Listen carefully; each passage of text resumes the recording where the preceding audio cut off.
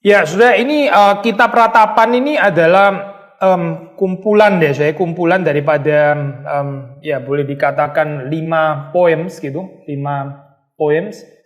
Ini mirip seperti Kidung Agung ya, merupakan gabungan kompilasi dari beberapa syair atau puisi gitu. Demikian juga Lamentations, maka di sini kita melihat ada 5 ya sebetulnya gitu. Ya secara genre itu a bit comparable dengan kalau saudara pergi ke baktian penghiburan gitu ya, funeral, itu biasa ada semacam eulogy, ratapan dan sebagainya, di mana orang itu terus kemudian meratapi orang yang sudah pergi ya. Tapi di dalam hal ini ya ini bukan orang yang sudah pergi yang diratapi, tapi satu bangsa ya. Ini adalah jatuhnya Yerusalem sebetulnya.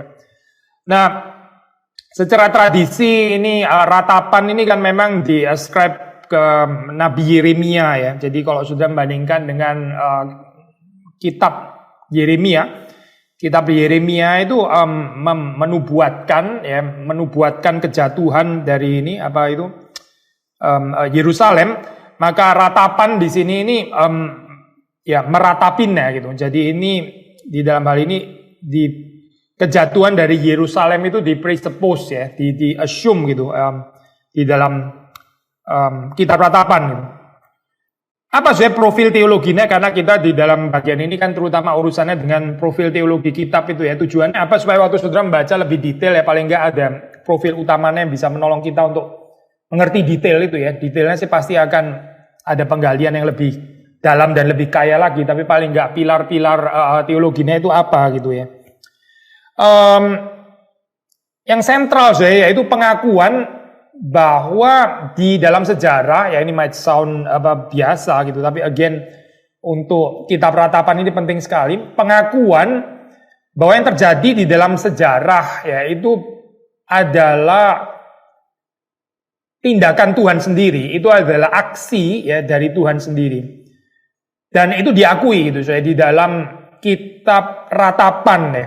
Ada pengakuan bahwa Tuhanlah yang bertindak di dalam sejarah, dan juga Tuhan itu bertindak di dalam keadilan kebenarannya, righteousness ya. Ini penting gitu untuk Ratapan gitu. Jadi tadi kita katakan ini ada kaitan dengan kejatuhan dari Yerusalem ya. Kejatuhan Yerusalem itu memang belakangan seperti kita tahu ya, itu kan kerajaan utara kolaps terlebih dahulu, terus kemudian kerajaan selatan meaning Yerusalem. Nah di dalam hal ini yaitu kejatuhan daripada Yerusalem itu dimengerti sebagai akibat dari dosa-dosa penduduk kota tersebut ya, yang sudah berdosa di hadapan Tuhan, dan bahwa turning point atau turning itu ya, itu hanya mungkin melalui pertobatan ya, dan oleh karena anugerah atau belas kasihan Allah. Nah, so ini pas ya, somehow hari ini di dalam pimpinan Tuhan waktu kita merenungkan tentang ini ya, kitab Ratapan hari ini sebetulnya adalah ini ya, saya at least di Eropa gitu, di Jerman ini adalah hari yang disebut ini ya, hari doa dan hari pertobatan. Hari pertobatan, hari doa ya. So cocok sekali hari ini kita merenungkan ini ya tentang Ratapan, karena Ratapan ini bicara tentang panggilan untuk bertobat ya, dan panggilan untuk bertobat terus kemudian yang dimungkinkan oleh kasih karunia atau anugerah Tuhan. Tuhan itu adalah Tuhan yang bebas, Tuhan itu adalah Tuhan yang berdaulat, dia sovereign dan dia bertindak di dalam kebebasannya ya. Nah, kebebasan di sini kok sudah jangan mengerti sebagai kebebasan yang arbitrer, yang semena-mena, yang seenaknya sendiri, yang apa itu saya nggak ada pertimbangannya ya, doesn't make any sense at all gitu ya, arbitrer seperti kayak lempar dadu gitu misalnya, itu karikatural sekali ya. Saya membicarakan tentang kebebasan atau kedaulatan Tuhan seperti itu tuh sangat karikatural.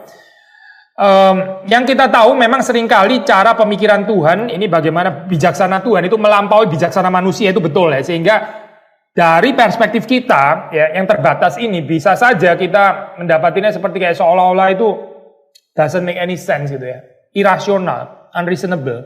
Tapi Tuhan sih bukan irasional, bukan gitu. Dia ada pertimbangannya. Dan karena kita terbatas, maka kita nggak bisa menyelami ya pertimbangannya yang dalam itu gitu. Orang yang mau mencoba untuk mendikte Allah di dalam cara pemikirannya sendiri ya, saya pikir orang itu mau mengurung Allah seperti itu, dia nggak mengenal Allah ya. Allah nggak bisa diperlakukan seperti itu ya. Ini laci kita itu simply terlalu sempit ya, perhaps terlalu sedikit juga gitu. Lalu kita mau memahami ini ya, kelimpahan pekerjaan Tuhan dan sebagainya dengan laci-laci kita yang sempit itu yang nggak mampu lah di dalam hal ini. Kita perlu rendah hati dalam hal ini. So, waktu kita bicara tentang freedom of God ya, kebebasan Allah termasuk dengan kaitan ini juga kedaulatan Allah. Nah, di situ Allah itu bebas ya, dia berdaulat, dia bisa mengarahkan wajahnya, menghadapkan wajahnya kepada umatnya. Tapi dia juga adalah Allah yang bebas yang juga boleh berpaling ya, memalingkan wajahnya. Dan ya, gambaran daripada ratapan ini sebetulnya sedang meratapi Allah yang sedang memalihkan wajahnya itu ya. Maksudnya apa itu turning away ya di dalam hal ini gitu. Bukan menghadapkan wajahnya tapi memalingkan wajahnya gitu. Jadi kitab ratapan ini menghayati ya, apa itu artinya jauh daripada Allah. Jauh daripada Allah ya. Jauh daripada Allah itu dari perspektif manusia ya, kelihatan seperti kayak seolah-olah Allah itu nggak mampu gitu ya. Nah, seperti kita sudah pernah bahas ya, kalau bangsa berperang melawan bangsa, itu kita tahu pertempurannya kan sebetulnya pertempuran kosmik ya. Ini sebetulnya yang terjadi itu pertempuran antara dewa yang dipercaya atau Allah yang dipercaya oleh bangsa tertentu melawan dewa atau Allah yang dipercaya oleh bangsa lain. Sehingga kalau satu bangsa itu kalah, itu berarti bukan cuma bangsa itu saja yang kalah, tapi juga adalah kekalahan daripada Allahnya itu, Allah daripada bangsa itu ya, yang sama nggak mampu untuk menolong mereka gitu. Nah, bagaimana dengan Yahweh, Allah Israel? Tentu bisa ditafsir secara keliru seperti ini ya. Waktu Israel akhirnya kalah, ditaklukkan baik oleh ini ya Pak, Assyria atau juga oleh Babilonia gitu, bisa dianggap seperti ternyata Allahnya Israel itu lebih rendah ya daripada dewa-dewa yang dipercaya di Assyria atau Babilonia gitu ya. Kan bisa terancam di dalam pemikiran yang keliru seperti itu ya. Tetapi ya, ini kejauhan Allah ini ya, Allah yang jauh itu bukan merupakan tanda ketidakmampuan Allah yang dipercaya oleh Israel. Tapi ini dengan tegas teologi dari Kitab Ratapan menyatakan ini adalah penghukuman ya, penghukuman Allah. Sekali lagi ya, bukan karena Allah nggak mampu untuk membebaskan gitu ya, itu sebetulnya reduktif sekali ya saya berpikir seperti ini ya. Kita sakit, kenapa? Ya karena Allah nggak mampu untuk menyembuhkan dia, jelas reduktif sekali ya saya. Allah sudah pasti mampu gitu, tapi dia berdaulat, dia bebas gitu. Nah di dalam kaitan ini juga saya, kita bisa melihat waktu orang Israel dalam hal ini kerajaan selatan gitu ya, Yuda itu akhirnya juga masuk ke dalam pembuangan, itu sama sekali bukan menyatakan ketidakmampuan Yahweh atau Allah Israel, tapi bahwa Yahweh itu sedang menghukum umatnya. So ini bukan menyatakan ketidakmampuan atau kekalahan Yahweh terhadap dewa-dewa Babilonia gitu misalnya, bukan. Tapi merupakan gambaran dari penghukuman yang diberikan Tuhan kepada umatnya gitu. Seperti kita sudah pernah baca di dalam ini bagian Alkitab yang lain di sini ya, tentang kalau di teologi perjanjian lama itu kan ada tension ya ini again pluralistic voice gitu. Kita sudah mengatakan berkali-kali ya, sudah mesti membiasakan dengan cara pikir paradoksikal seperti ini ya. Teologi Deuteronomi yang lebih menekankan ini ya, gambaran dosa yang turun temurun gitu, sementara kayak misalnya di dalam Yeskiel kan dikatakan seseorang itu berdosa karena dirinya sendiri dan bukan karena dosa orang tuanya gitu. So ada versi ini ya individual retribution ala Yeskiel. Tapi juga ada model Deuteronomi ya, yang sepertinya in creative tension itu di dalam pengertian lebih komunal gitu, turun temurun ya, generasi ke generasi. Nah, sudah bisa membaca di dalam Ratapan ya, itu lebih dekat ya dengan teologi Yeskiel gitu. Kita membaca di dalam pasal 3 ya. Pasal 3 seperti kita tahu ini terkenal gitu ya. 3. Kita membaca 3 ayat yang ke Kita baca ayat yang ke-39. Kita bandingkan juga dengan ini ya, saya dengan terjemahan bahasa Inggris. Saya baca 39. Mengapa orang hidup mengeluh? Bahasa Inggris. Why should a living man complain? A living man complain. 39b. Biarlah setiap orang mengeluh tentang dosanya. Setiap orang. Biarlah setiap orang mengeluh tentang dosanya. A man, saya baca sekali 39 dari awal ya. Why should a living man complain? A man about the punishment of his sins. About the punishment of his sins. Jadi sudah melihat di sini ya, ini dekat dengan konsepnya Yeskiel gitu. Ini adalah ya individual retribution gitu, maksudnya dalam hal ini ya. Bukan karena menanggung kesalahan turun temurun daripada nenek moyang dan sebagainya. Seperti kita tahu sekali lagi di pengulangan ya, kan ini menimbulkan pertanyaan kesulitan ya, saya. Orang di dalam pembuangan, misalnya saya ada orang terlahir ya, lahir dia sudah di dalam pembuangan, dia bisa protes kepada Tuhan. Maksudnya dia bisa tanya, loh ini keadilan Tuhan di mana ya? Sebetulnya yang berdosa kan bukan saya. Ketidaktaatan itu kan sebetulnya adalah nenek moyang gitu kan ya. Itu kan orang tua atau mungkin kakek nenek gitu. Lah saya lahir di exile ini. Ini kan nggak fair nih gitu ya, ibaratnya gitu ya. Seperti kayak menanggung dosanya orang lain gitu, yang turun temurun gitu ya. Again, problem deuteronomistik gitu. Tetapi Yeskiel sudah menyelesaikan persoalan ini. Sudah membaca di sini juga Ratapan juga menegaskan itu sekali lagi ya. Jadi ini berkaitan dengan sins ya, dosa-dosa setiap orang ya, seperti saudara baca di dalam ayat yang ke-39. Mengapa orang hidup mengeluh? Biarlah setiap orang mengeluh tentang dosanya. Ya, kenapa komplain? Kenapa mengeluh ya? Kamu mengeluh karena dosanya gitu. Jangan mengeluh karena seperti kayak saya nggak berdosa, ini dosanya orang lain kok saya yang menderita gitu ya. Biarlah setiap orang mengeluh karena dosanya, mengeluh tentang dosanya. Dan bukan merasa protes karena ini saya menderita padahal ini adalah dosanya orang lain. Ini adalah dosanya ayah saya, dosanya kakek saya dan sebagainya gitu. Tapi biarlah setiap orang mengeluh tentang dosanya, dalam kurung ya dosanya sendiri gitu maksudnya ya, dalam hal ini. Tuhan itu adil ya di dalam menjalankan ini ya, disiplin hukuman dan sebagainya gitu. Kita nggak usah excuse dengan mengatakan bahwa ini sebetulnya saya sedang diperlakukan dengan tidak adil. So pada kenyataannya ya, kalau kita melihat di situ ya, maksudnya ini kalau dibaca dari perspektif manusianya gitu ya, nggak ada sih satu orang yang nggak berdosa gitu, nggak ada satu orang yang nggak berdosa sehingga waktu dia menderita terus dia bisa mengatakan ini nggak adil gitu. Ya kalau dia nggak berdosa dia boleh mengatakan kalimat itu ya, mengapa saya menderita gitu, padahal saya nggak pernah berdosa misalnya gitu ya. Tapi ini kan absurd ya gitu. Kalau setiap orang memang berdosa, nggak ada satu orang pun yang nggak berdosa ya, lalu terus kemudian mengalami penderitaan ya. Saya mengatakan ini tentu nggak pakai emosi ya, saya. Tapi kita bicara dalam pengertian logika yang jelas, yang dingin gitu ya. It's just correct toh, sebetulnya orang itu menderita gitu. Sekali lagi, saya di sini bukan ini ya, bukan meminimalisasi beratnya penderitaan, bukan itu poinnya. Tapi ini bicarakan orang itu seringkali protes ya, waktu menderita. Di mana Allah, keadilannya mana gitu ya. Kenapa Tuhan memperlakukan ini kepada saya dan sebagainya. Pertanyaannya, kita berdosa nggak sih sebetulnya gitu? Saudara dan saya berdosa gak sih sebetulnya gitu? Kalau kita nggak berdosa, ya silakan protes gitu. Silakan kita marah. Kalau kita nggak berdosa ya. Tapi kalau kenyataannya kita semua berdosa, karena nggak ada satu orang pun yang nggak berdosa, ya berarti ya sudah toh. Memang Tuhan murka ya, nggak ada yang salah gitu. Memang kita berdosa. Kecuali kita nggak berdosa terus Tuhan murka. Nah itu doesn't make any sense gitu. Tapi sekali lagi saya bertanya, kita berdosa nggak ya sebetulnya gitu? Kalau kita berdosa, ya sudah, Tuhan marah, ya apa ya problemnya gitu?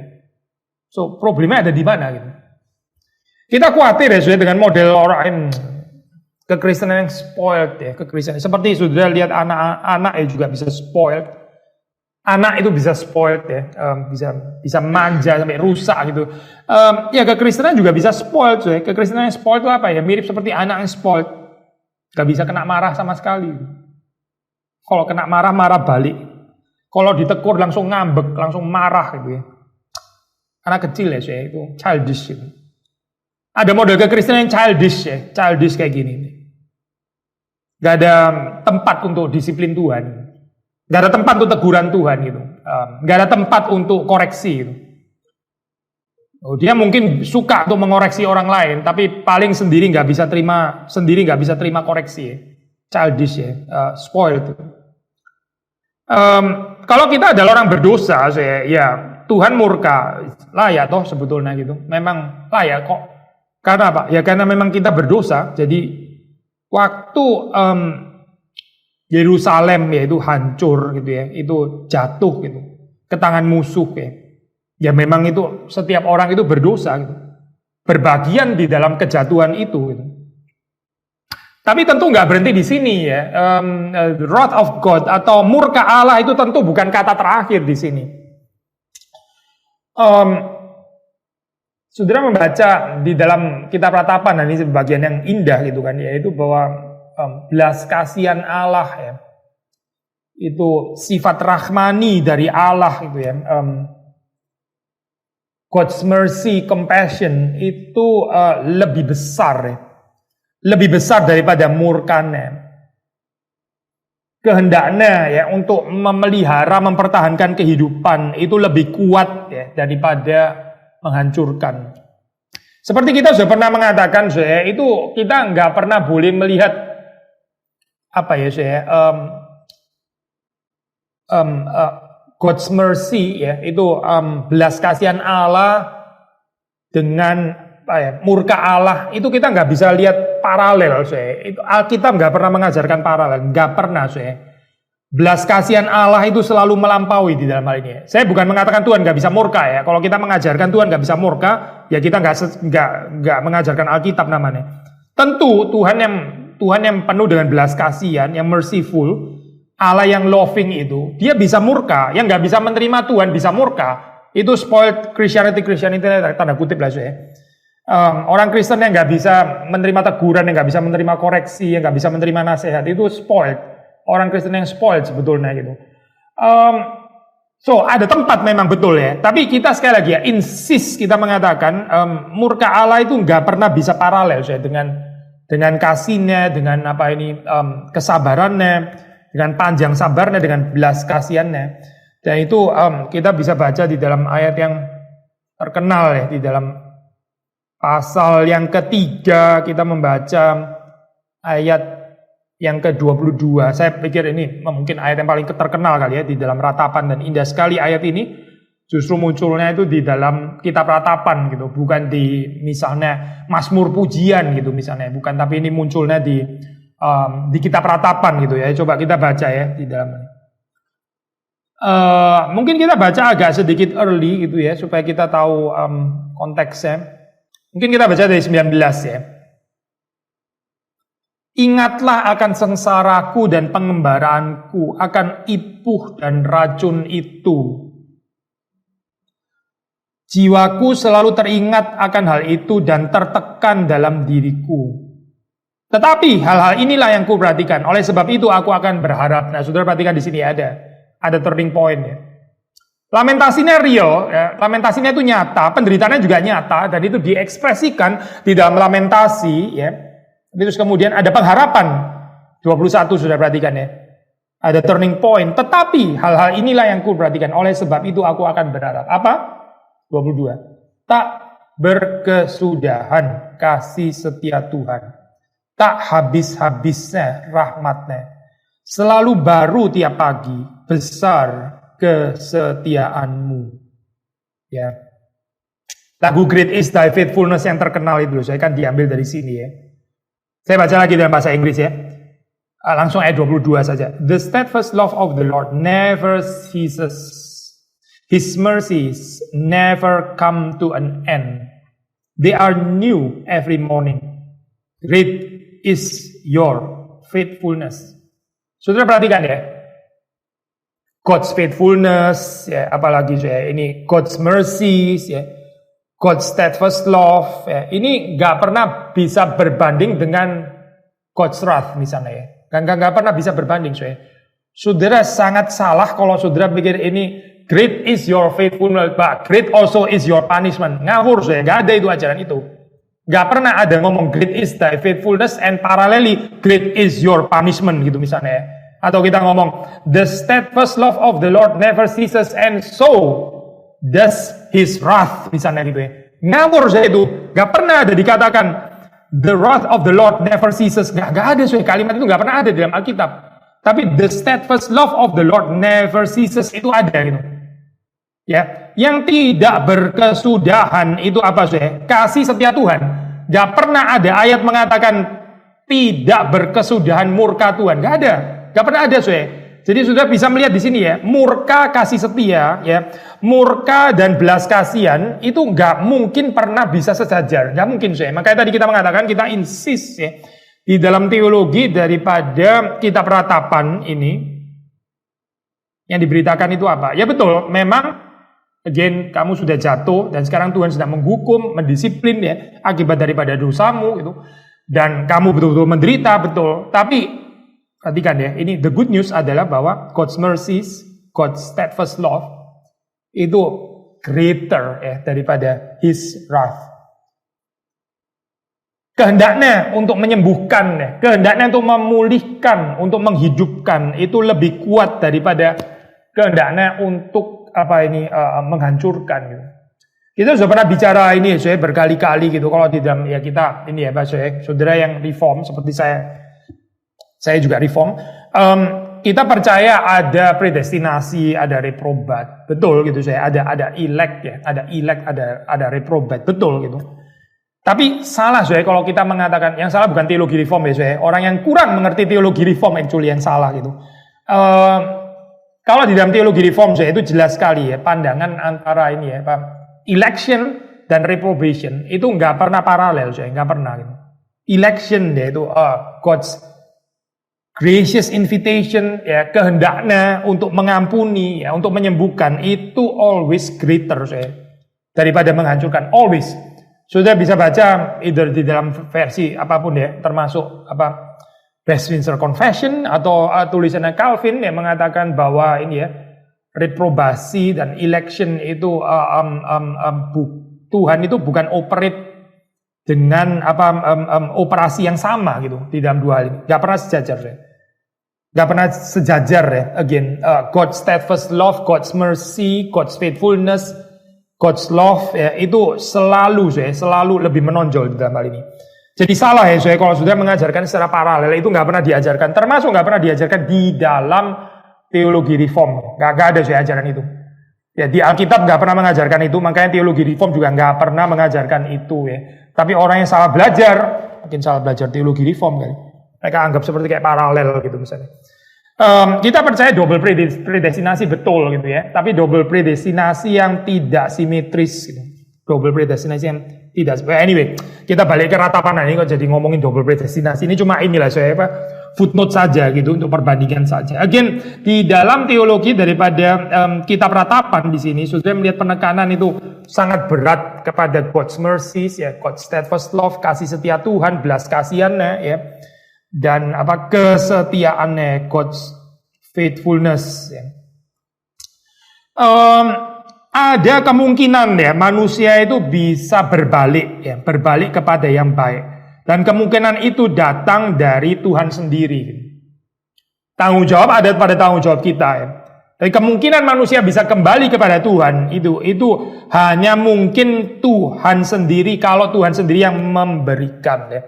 Nah kita bisa melihat di dalam ini, saya di dalam pasal yang terakhir, saya baca di dalam pasal yang terakhir, misalnya di sini kita baca ayat yang ke-19 ya, di situ dikatakan bahwa but you, O Lord, reign forever. Tuhan itu memerintah selamanya. Your throne endures to all generations. Saya baca bahasa Indonesia aja, 5 ayat 19 dan 20 ya. Pasal 5 ayat 19 dan 20. Engkau ya Tuhan bertahta selama-lamanya, tahtamu tetap dari masa ke masa. 20. Mengapa engkau melupakan kami selama-lamanya, meninggalkan kami demikian lama? Bawalah kami kembali kepadamu ya Tuhan. Perhatikan kalimat ini ya. Bawalah kami kembali kepadamu ya Tuhan, maka kami akan kembali. Saya pikir nggak bisa lebih jelas lagi ya soal konsepnya. Baharuilah hari-hari kami seperti dahulu kala. Bagaimana saya umat Tuhan bisa balik? Siapa yang membawa kembali? Apakah diri sendiri membawa diri sendiri kembali kepada Tuhan? Bukan. Saya baca lagi ya, ayat 21 ya. Bawalah kami kembali kepadamu ya Tuhan, maka kami akan kembali. Ini dalam bentuk doa loh. Doa ini kan dari bawah ngomong ke atas kan, betul kan ya? Ini kan bukan Tuhan yang ngomong ke kita yang ngomong ke Tuhan kan, betul. Tapi penulis daripada kitab Ratapan ini sangat jelas ya, yang bisa membawa kembali ya. Itu adalah Tuhan sendiri. Tuhan membawa kembali, maka umatnya akan kembali. Tuhan membaharui ya, maka akan dibaharui. Kita nggak ada kekuatan saya untuk membaharui diri sendiri, membaharui hari-hari kami sendiri. Nggak ada itu, nggak ada. Ini bukan kita yang mampu membaharui hari-hari sendiri, bukan. Ini Tuhan yang membaharui. Ini bukan diri kita yang membawa diri kita kembali kepada Tuhan ya. Itu bukan kita, bukan saudara dan saya yang sovereign gitu.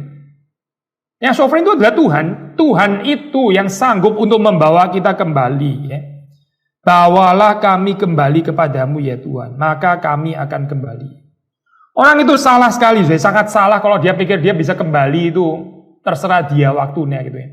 Gegabah sekali saya memikirkan seperti itu ya. Saat manusia bisa kembali itu bukan di dalam tangannya manusia, itu di dalam kedaulatannya Tuhan. Dan penulis kitab Ratapan ini jelas sekali tentang prinsip ini ya. Ini bukan Tuhan tuh tangannya selalu terbuka gitu, selalu menunggu terus dengan mengatakan kamu mau kembali kapan saja terserah lu ya gitu misalnya. Mau hari ini, besok, 7 tahun lagi, 17 tahun, 70 tahun lagi ya. Saya senantiasa setia menunggu. Hati-hati saya konsep kayak begini gitu. Ini Tuhan kayaknya helpless gitu ya. Tuhan tuh kayaknya kasihan sekali gitu ya. Miserable ya, nunggu-nunggu, ditolak-tolak. Terus kemudian dia kayaknya ngemis-ngemis, orang suruh datang kepada dia tapi ditolak-tolak terus. Kemudian terserah saya dong Tuhan, hari ini kayaknya saya masih sibuk gitu ya. Tahun ini kayaknya belum deh Tuhan. Mungkin 2 tahun lagi sepertinya gitu ya. 2 tahun lagi saya akan kembali gitu. Siapa sih yang menentukan kembali ini siapa gitu? Saudara kembali sendiri pada Tuhan pada waktumu gitu atau Tuhan yang menentukan gitu. Kalau dalam ayat 21 ini jelas sekali ya, bawalah kami kembali kepadamu ya Tuhan, maka kami akan kembali. Sangat jelas ya saya bahwa kedaulatan itu ada pada Tuhan gitu ya. Momen kairos ya, itu untuk membawa kembali itu ada pada Tuhan, bukan ada pada manusia. Yang kita bisa nyatakan apa saya? Ya ini meratap gitu. Meratap ini adalah bagian saudara dan saya. Tapi yang membawa kembali, yang memulihkan, yang membaharui itu adalah Tuhan sendiri ya. Maka saudara melihat di dalam bagian ini ya. Ini jangan mempermainkan anugerah Tuhan.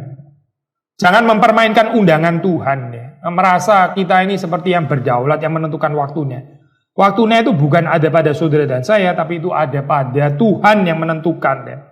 Tapi dari sisi kita, dari sisi manusia ya, kita boleh berdoa ya seperti ini ya saya di dalam komentar di sini salah satu buku teologi perjanjian lama dia mengaitkan ini message daripada kitab Ratapan ini mirip seperti permohonan dari doa Bapa kami ya.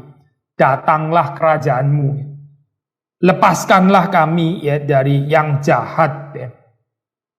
Lepaskanlah kami dari yang jahat, datanglah kerajaanmu. Jadi ini ya kita di sini apa sih ya, waktu mendoakan ya, waktu ini bagian kita ya, apa yaitu doa pertobatan itu. Ratapan itu sih, ratapan itu mendapatkan tempatnya di dalam cerita pertobatan manusia.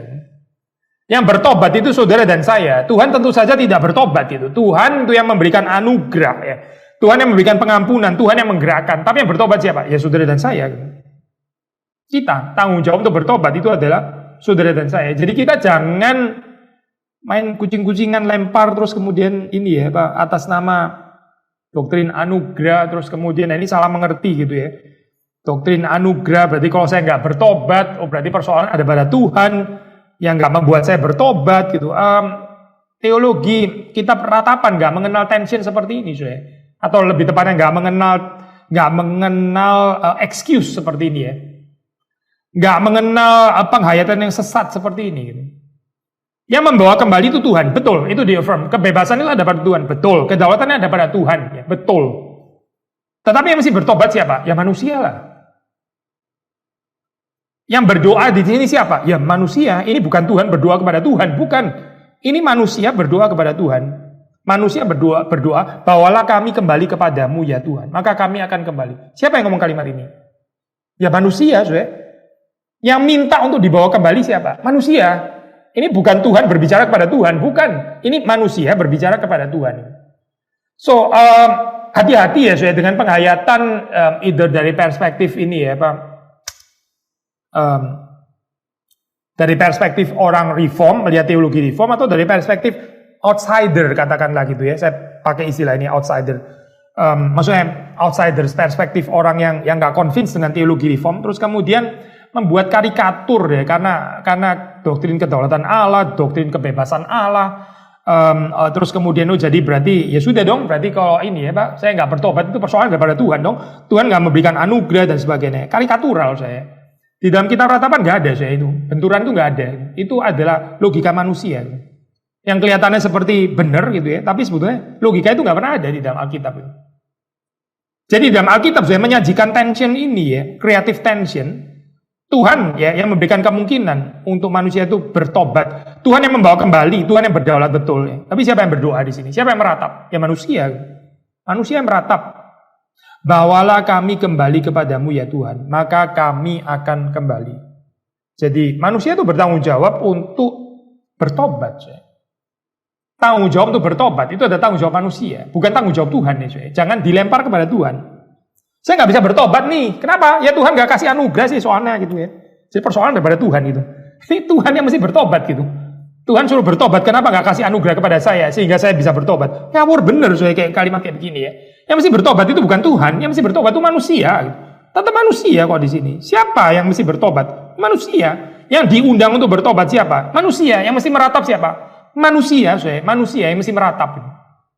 Ya, manusia bisa meratap, manusia bisa bertobat. Nah, itu ada belas kasihan Tuhan di sana ya. Maka sekali lagi ya, jangan mengeraskan hati, jangan mempermainkan anugerah Tuhan. Ya. Jangan menekan ya, terang yang sudah diberikan itu. Maka sudah melihat di sini ya, Ratapan ini menarik by the way, ini dalam hal ini sudah bisa membandingkan ini ya Pak, terjemahan Inggris dan terjemahan Indonesia gitu ya. Terjemahan Inggris ini mengambil variasi yang nggak terlalu bagus ya sebetulnya. Setelah melanjutkan tadi ayat 21 ya. 21 kan permohonan doa supaya Tuhan membawa kembali ya kita umatnya, supaya kita kembali kepada Tuhan untuk memperbarui hari-hari kita gitu kan. Terus kemudian sudah perhatikan di dalam 22 ya.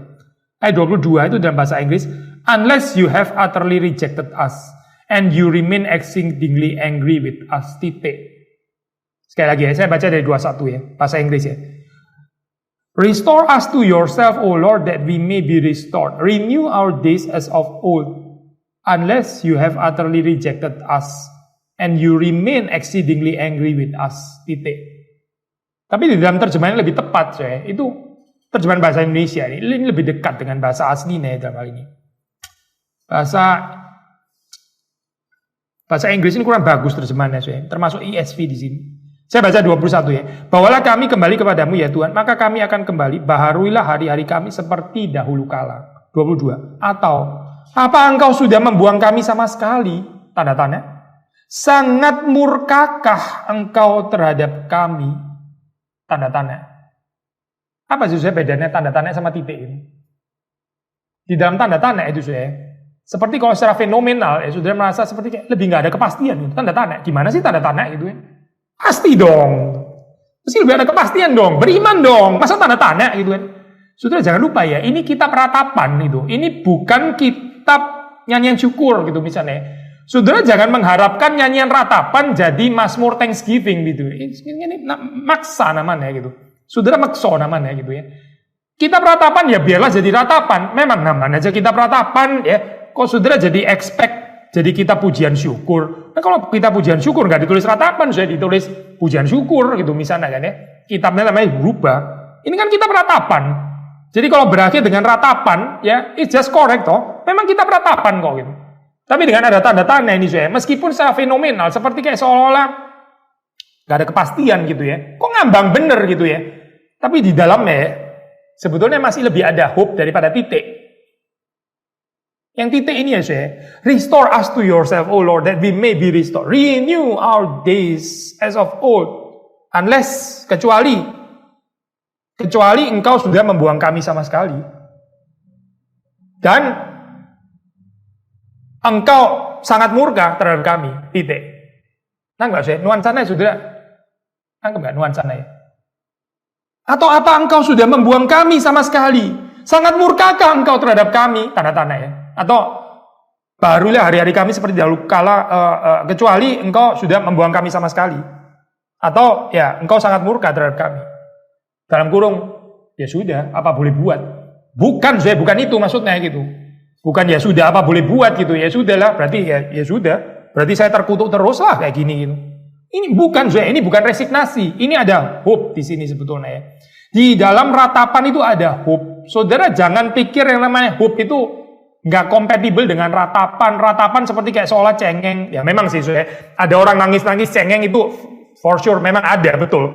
Tapi nggak semua yang nangis-nangis ratapan itu sama dengan cengeng. Nggak selalu gitu. Ada orang meratap sebetulnya menyatakan hope. Ini saya kutip daripada buku dari Brueggemann, dia likely kutip daripada teolog yang lain lagi. Dia mengaitkan antara ratapan, atau dia mengatakan ratapan itu sebagai an act of impassioned hope, ya, an act of impassioned hope. Saya baca ya saya di sini ya bahasa Inggris. Mungkin saya nggak harus terjemahkan semua, tapi ada beberapa yang kita bisa highlight.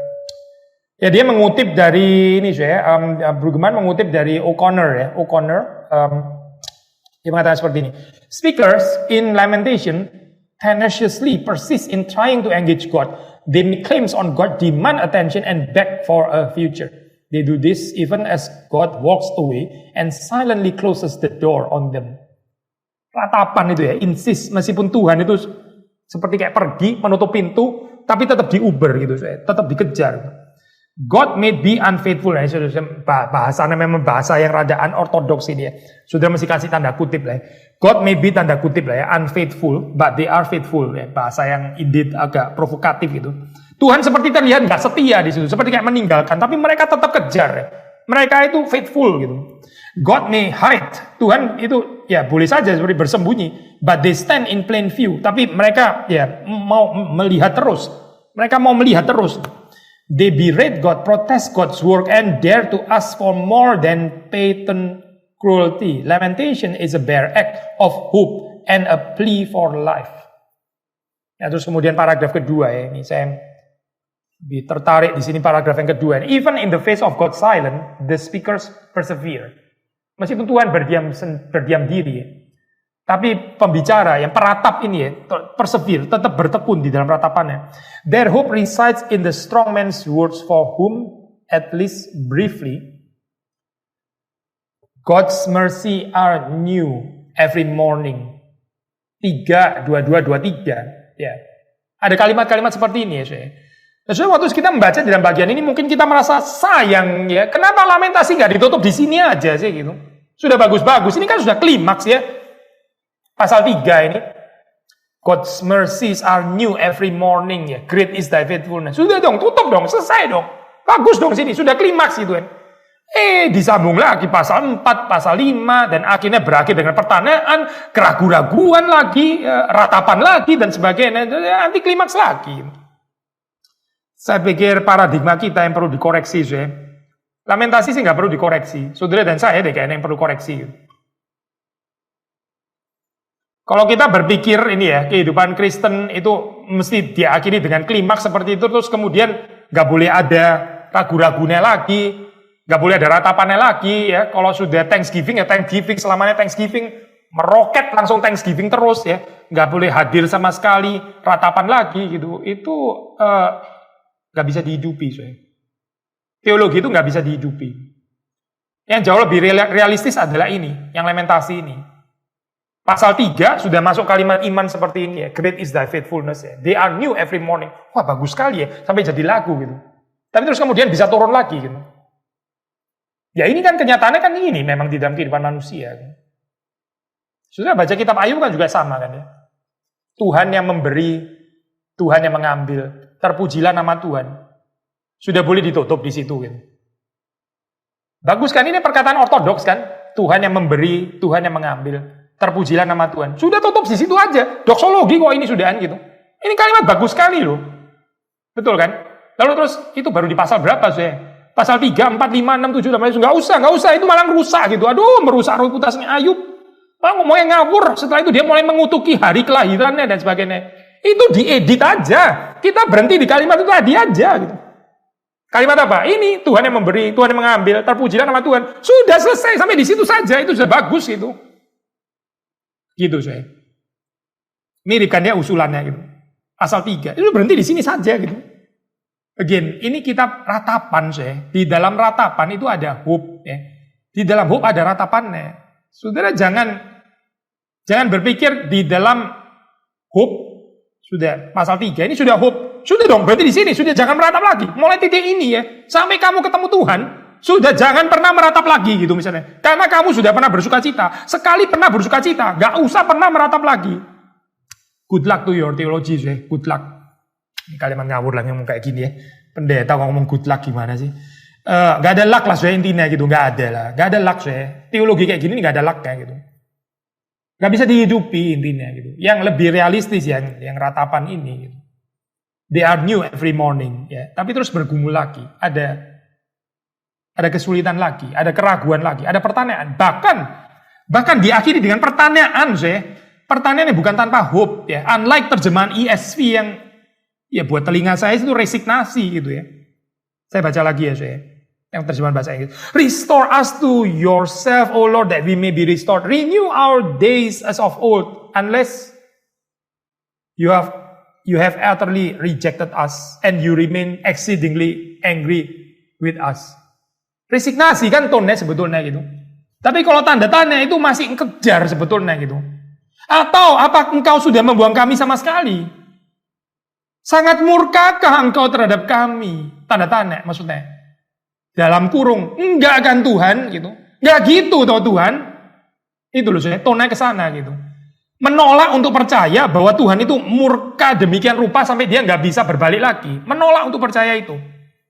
Sebetulnya di dalam kalimat ini, saudara masih mendengar eko daripada yang pasal 3 tadi gitu kan ya. Masih ada iman yang pasal 3, bukan hancur kok. Termasuk ada di dalam pertanyaan ini gitu. Kalau saudara mendengarkan baik-baik, hope-nya itu masih ada gitu. Tapi ada orang-orang Kristen lebih suka fenomena ya, so ya. Kalau ada tanda-tandanya, gak beriman, ragu-ragu, bingung, confused gitu ya. Ngomong mesti jelas itu. Here I stand gitu misalnya. Here I stand. Saya barusan koreksi ya, saya di dalam ini seminar STT gitu ya. Itu kita kalau reformasi suka sekali itu. Here I stand gitu misalnya. Kalimat itu nggak pernah keluar dari Luther, saya nggak pernah. Itu bukan kalimatnya Luther gitu. Kalimatnya Luther sudah mau tahu. God help me. Itu kalimatnya Luther gitu. Lain banget deh saya. Here I stand sama oh God please help me. Lain banget kan? Yang mana saya kedengaran kayak lebih kuat gitu ya, lebih courageous. Here I stand pasti gitu. Tapi Edict of Worms itu bukan cerita tentang kekuatan manusia, saya. Cerita tentang kekuatan dan kuasa Tuhan. Susah ya saya terima ini ya. Susah bener ya kayaknya. Karena apa? Ya karena saudara dan saya lebih tertarik dengan kekuatan manusia sih soalnya ini. Kita lebih tertarik kalau kita nggak ada tanda-tandanya, nggak ada keraguan-raguannya. Kita ini pasti, kita ini yakin, kita ini beriman gitu misalnya ya. Kita lebih tertarik membicarakan tentang iman kita sendiri, yang kuat itu ya, yang nggak bisa digoncang. Lebih daripada kita membicarakan Tuhan yang kuat yang nggak bisa digoncang. Iman itu apa sih sebetulnya gitu? Melihat kepada kekuatan iman kita sendiri, itu namanya iman gitu. Mana ya ayatnya di dalam Alkitab yang mengatakan seperti itu? Gak ada deh kayaknya saya. Justru iman yang sejati itu adalah saya itu desperate dengan kekuatan saya. Saya desperate gitu. Saya kok gak kuat deh sebetulnya. Tapi kita percaya kepada Tuhan yang gak bisa digoncang. Itu namanya iman saya. Percaya kepada Tuhan yang gak bisa digoncang. Bukan percaya kepada iman saya yang gak bisa digoncang. Itu bukan iman saya. Iman gak pernah beriman kepada iman. Gak ada iman kepada iman itu bukan iman saya. Itu self-confidence namanya gitu. Here I stand gitu misalnya ya. Penekanan kepada I, bukan kepada Tuhan. Tapi, oh God please help me. Memang ada me-nya sih. Tapi me yang gak berdaya ini loh. Yang gede itu siapa? Tuhan. Yang gede itu Tuhan. Sulit ya saya menerima ini. Sulit ya. Lebih gampang membicarakan tentang saya yang besar kan. Saya yang kuat, saya yang courageous, saya yang berjuang lah, saya yang gak ada pertanaan, saya yang yakin, saya yang pasti, ya. Saya yang gak bingung, ya. Hati-hati, hati-hati model kekristenan kayak gini nih, hati-hati. Justru kehadiran daripada ratapan ya, mengingatkan kita how fragile, ya, vulnerable kehidupan manusia. Betapa perlunya manusia itu akan Tuhan. Itu justru dihayati dalam ratapan. Saya balik lagi pada O'Connor tadi, belum selesai bacanya ya. So, setelah bicara tentang God's mercy are new every morning, terus kemudian O'Connor, ya dikutip oleh Brueggemann, dia bilang, hope resides in the broken, desperate pleas of daughter Zion who begs God to see, in the urgings of the narrator who tells her to weep day and night, and in the voices of the community who plead with God to return us to yourself. Hope kan saya bisa bicara supaya Tuhan kembali, ya itu hope lah. Termasuk kalimat sangat murkakah engkau kepada kami, itu kalimat hopeful saya, kalimat hopeful. Bukan kalimat resignasi, bukan. Kalau kita nggak bisa membaca itu sebagai hope ya, I think yang bermasalah ya kayaknya kita sih yang bermasalah. Ada kutipan lain lagi saya masih tentang hope, meskipun judulnya di sini bukan hope ya, tapi nah ini saya again dari O'Connor ya, Brueggemann sih memberikan judul lamentasi as a political act, sebagai satu tindakan politis. Apa saya artinya itu? Lamentasi ada tindakan politis. Saya baca ya. But the tears of lamentation are of loss and grief, abandonment and outrage. They are a flag, a sign, a revelation of injury and destruction, an expression of resistance to the world's arrangement.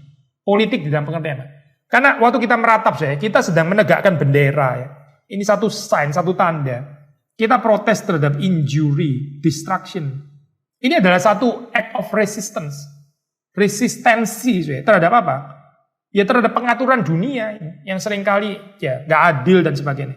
They are also a release selain tadi ya a political act resistance, tapi juga release, an emptying, a cleansing of body and spirit. Cleansing katarsis kalau sudah memakai istilah ini ya, but in a good sense maksudnya. Ratapan. Lamentations validates tears. Ratapan itu memvalidasi air mata. Mengesahkan air mata ya, memperbolehkan, bukan lebih daripada memperbolehkan, memvalidasi ya, sudah tahu istilah validasi. Air mata itu legitimate gitu. It has the power to gather bitter pain and bring tears to the surface. Ada bitter pain. Lalu terus kemudian diangkat sampai kepada permukaan gitu. Then setelah diangkat bagaimana saya?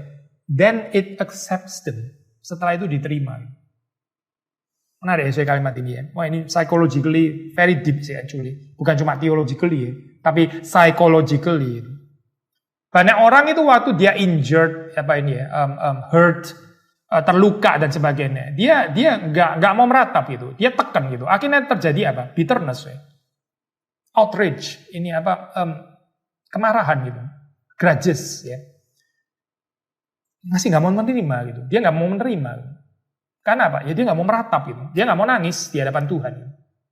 Akhirnya jadi benci, jadi sarkastik, sinis. Gitu. Nggak bisa berdamai ya akhirnya. Karena nggak accept. Tears can give watery birth to hope. Air mata itu bisa memberi watery birth. Apa ini? Birth, kelahiran yang becek atau apa ya, kelahiran yang watery ya, kelahiran yang disertai dengan, I think ini beautiful ya kalimat ini ya, karena tears itu kan memang air gitu kan, tears itu kan air mata kan ya, memberikan watery birth ya, memberikan kelahiran yang basah ya, terhadap apa? Untuk apa? Untuk hope, untuk pengharapan. They can wash out space once occupied by despair, fury, or sorrow. Jadi air mata ini kan air ya, itu membersihkan, menyapu ya, apa? Tempat-tempat ya, space yang tadinya itu di-occupied by despair, keputusasaan, fury ya, kemarahan, sorrow, penderitaan, kesengsaraan, in that space, hope can emerge uninvited. Kenapa manusia seringkali nggak bisa berharap, saya? Ya karena hatinya lebih dipenuhi oleh despair, fury, sorrow, ya. Akhirnya pengharapan nggak bisa muncul. Gitu. Yang ada malah sinisme, sarkastik lah. Nggak ada pengharapan. Gitu. Untuk pengharapan itu bisa muncul, saya.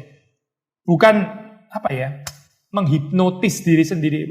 Berharap, ayo berharaplah gitu. Here I hope gitu. Balik lagi ke situ lagi. Tadi here I stand, sekarang here I hope gitu. It's not about you and me lah, saya. Bukan about the I gitu. Bukan. Ini di dalam bahasa O'Connor dikatakan hope itu bisa emerge uninvited. Gak usah diundang, saya. Persoalan itu hope itu gak bisa muncul ya. Tetap di luar ya.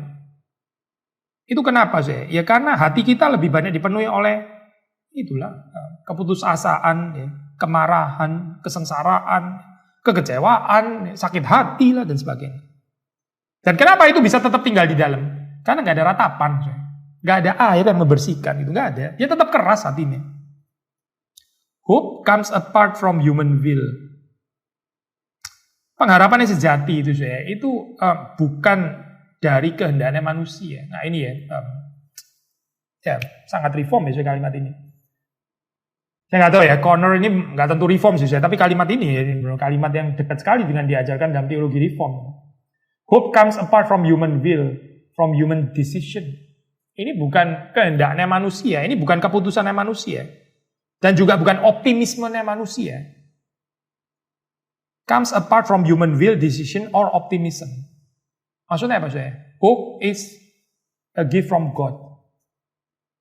Orang bisa berharap, saya, itu anugerah Tuhan. Saudara nggak bisa berharap, here I hope, gitu misalnya. No, ini bukan you or I hope, bukan. Ini bukan saudara dan saya gitu yang menimbulkan pengharapan itu. Again, hope can emerge uninvited. Ini seringkali yang dari diri kita itu ya ini despair, fury, sorrow, akhirnya ya gak ada pengharapan ya, hidup gak bisa move on ya, terus ketarik ke belakang gitu. Masih benci dengan yang ke belakang, yang di belakang kayaknya masih belum selesai ya. Masih gak kambuan gitu ya, masih jengkel, kenapa gitu ya. Saya harus bereskan itu yang masa lampau gitu ya. Saya harus koreksi gitu ya. Nggak bisa itu, menyakitkan itu yang masa lampau. Nggak move on sih saya. Nggak ada pengharapan ke depan ya. Nggak ada gitu. Terus ketarik ke belakang gitu. Kenapa saya? Ya belajar dari kitab Ratapan. Karena nggak ada ratapan, nggak ada air mata.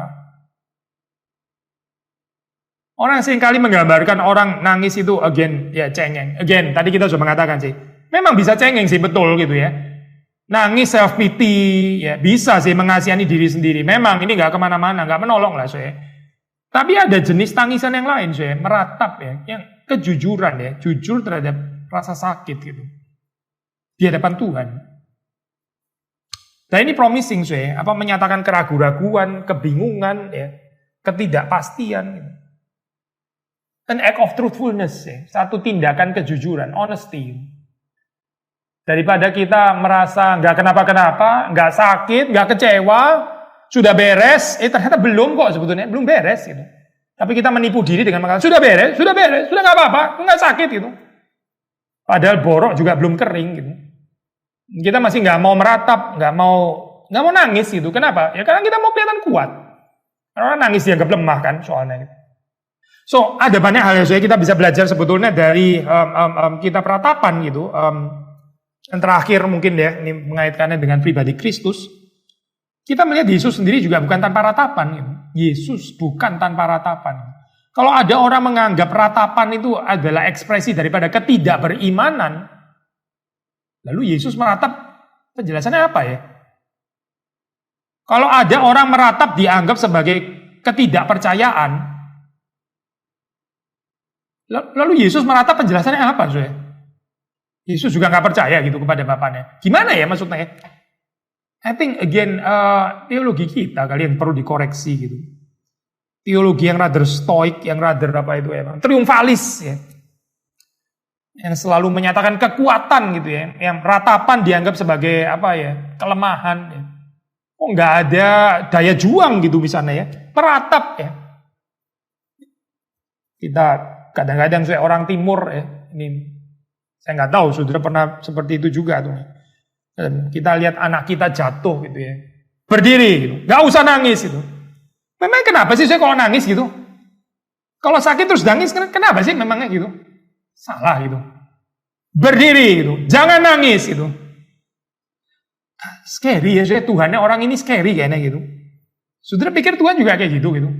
Waktu saudara sakit terus kemudian Tuhan berdiri, jangan nangis gitu misalnya. Gitu saya. Itu Tuhanmu kayak begitu.